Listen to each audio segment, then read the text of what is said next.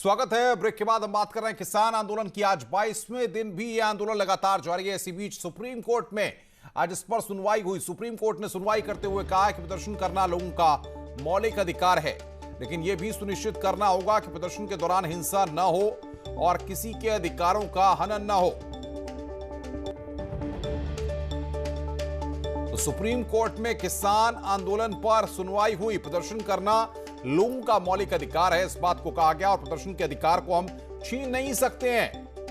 हिंसा न हो, बातचीत से ही समाधान निकले, ये बात सुप्रीम कोर्ट ने आज कही। प्रदर्शन से महंगाई बढ़ी है, यह बयान भी यहां पर हरीश साल्वे का सामने आया, लेकिन सुप्रीम कोर्ट ने साफ कह दिया है कि प्रदर्शन करना लोगों का मौलिक अधिकार है। दिल्ली बॉर्डर को ब्लॉक करने से खाने पीने की समस्या हो सकती है, यह बयान यहां पर सामने आए। किसानों की मांगों का समाधान बातचीत से हो सकता है, धरने पर बैठने से समाधान नहीं निकलेगा। हम किसानों से सहानुभूति रखते हैं, किसानों को प्रदर्शन के तरीके को बदलना होगा।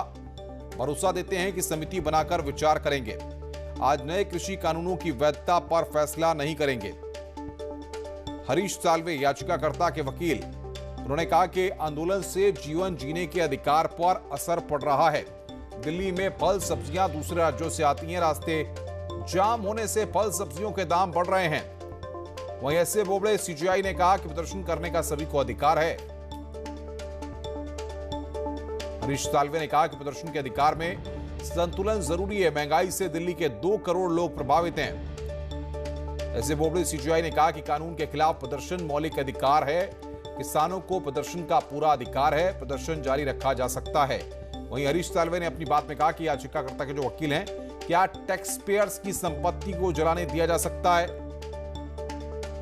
तो बोबड़े हम प्रदर्शन के अधिकार पर बंदिश नहीं लगा सकते हैं, एक समिति बनाएंगे जिसके सामने दोनों पक्षों को सुनेंगे। प्रदर्शन में सुनिश्चित करना होगा कि हिंसा न हो, पुलिस शांतिपूर्ण प्रदर्शन में बल प्रयोग न करे।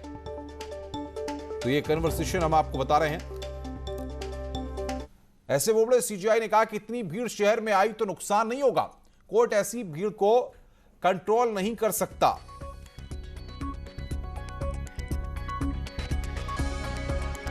किसी के अधिकार दूसरों के अधिकारों का हनन नहीं कर सकते। पी चिदम्बरम पंजाब सरकार के वकील, रास्ता किसानों ने ही पुलिस ने रोका, किसान केवल दिल्ली में आना चाहते हैं। एपी सिंह, किसानों के वकील कह रहे हैं भारत कृषि प्रधान देश है, किसानों की सुननी चाहिए।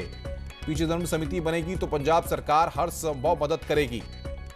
ऐसे बोबड़े सीजेआई, आपका मकसद बातचीत के बिना पूरा नहीं होगा, बातचीत के बिना सालों तक हल नहीं निकलेगा।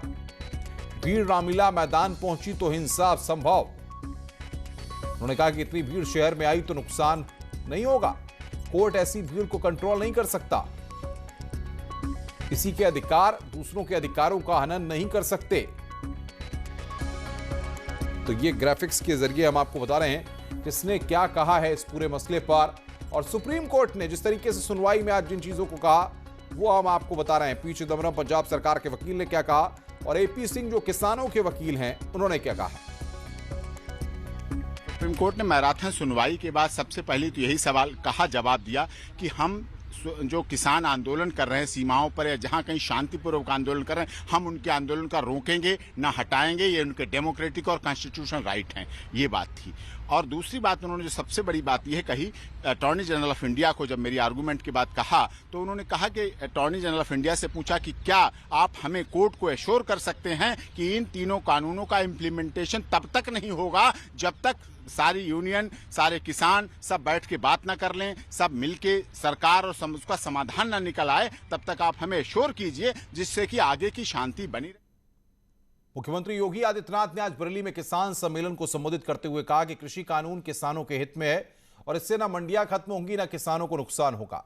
सीएम योगी ने विपक्ष पर किसानों को गुमराह करने का आरोप लगाया।